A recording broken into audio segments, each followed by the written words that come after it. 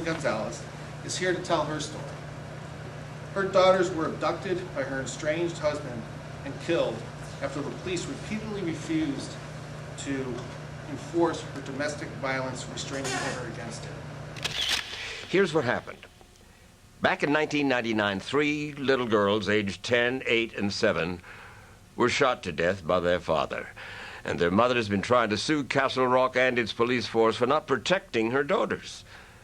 But U.S. cities are immune from most lawsuits, and the Supreme Court will decide whether or not she can sue, in this case, a case that could affect police departments across the country. Sisters Rebecca, Catherine, There's Catherine, and Leslie Gonzalez were known to their friends as 3 peas in a pod, a fun-loving trio, even though their parents were getting divorced. Their mother, Jessica, said her estranged husband, Simon, had been frightening them, acting erratically, even putting a noose around his neck, trying to hang himself in front of the girls. I went out in the garage and found him, you know, standing on this stool and his neck in the noose, and the children are standing at the door watching this. And I was holding the rope away from his neck, and I made the girls call the police because I couldn't do it myself. So Jessica got a restraining order to keep Simon away from her and the girls. Hey. The order stipulated that he could only be with his daughters on alternate weekends and one prearranged dinner during the week. But just 1 month after the restraining order was issued, on a night when he wasn't supposed to see the girls, Simon loaded his daughters into his pickup truck and drove off. They had asked me around 4:30 if they could go out and play. And they checked in just about every hour. And so I knew when they didn't check in with me by 5:30, something was wrong. I was afraid. I couldn't believe that he would do that. And so I told the police. Colorado law requires police to arrest anyone who violates a restraining order, but Jessica says the officers did not seem very concerned. Because their first reaction was, well, he's their father. It's okay for them to be with him. And I said, no, it's not okay. Instead of sensing danger, the police were treating this as merely a domestic spat. I practically read the restraining order to them. And I said, well, what if he doesn't bring them home? They said, well, you call us back in a couple hours.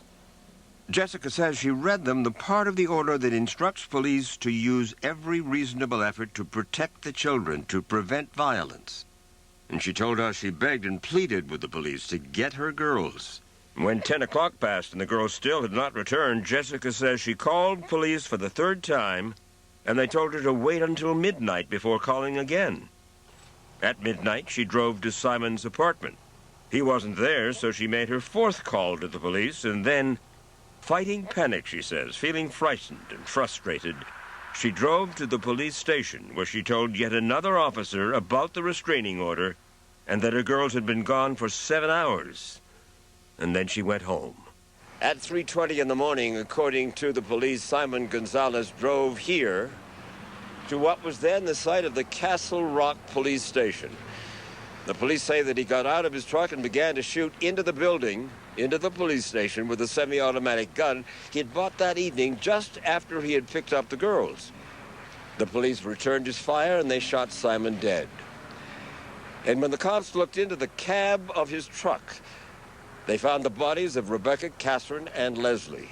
And the autopsy showed that Simon had shot each of his daughters in the head at close range after leaving the amusement park, which meant that he'd driven around with their bodies beside him for several hours. Jessica's attorney, Brian Reichel, who will argue her case before the Supreme Court, says police didn't need to know about Simon's bizarre behavior. They just needed to follow the law. Colorado is one of 30 states that passed a law instructing the police to arrest people who violate restraining orders. If there's a restraining order in place, a court order in place telling them what to do, just do it. Well, okay, but they say they couldn't find him. They knew exactly where he was. How do you know they knew? We have their own logs that say that Jessica called and advised the police department that Simon had the children at Elitch Gardens Amusement Park at 8:30 that night when they were still alive. And the cops say, well, that belongs to Denver. the Elitch Amusement Park, and that's not in our jurisdiction. Well, I'm assuming the Castle Rock Police Department have the phone number for the Denver Police Department. A simple telephone call to the Denver Police Department. This tragedy could have been avoided. And now the U.S. Supreme Court will decide whether Jessica Gonzalez can sue Castle Rock for not doing enough to enforce the restraining order, not doing enough to protect her children. U.S. cities have immunity against most lawsuits. The federal district court ruled she could not sue. Then an appeals court ruled she could. So the Supreme Court will have the last word.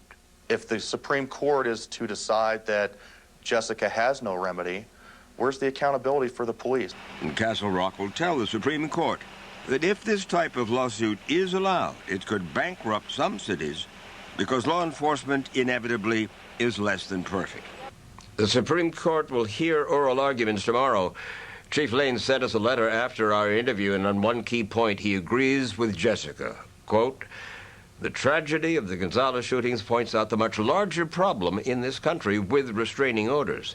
They do not protect society from the Simon Gonzalez's of the world."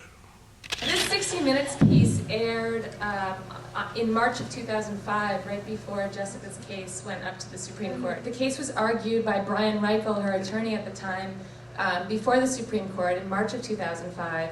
In June of 2005, we received the decision from the Supreme Court finding that she had no constitutional right under the 14th Amendment Due Process Clause to enforcement of her restraining order. You have to show willful and wanton misconduct in order to overcome immunity, and that would have been an impossible showing. It would have essentially amounted to having to show that the police intended for her girls to be killed.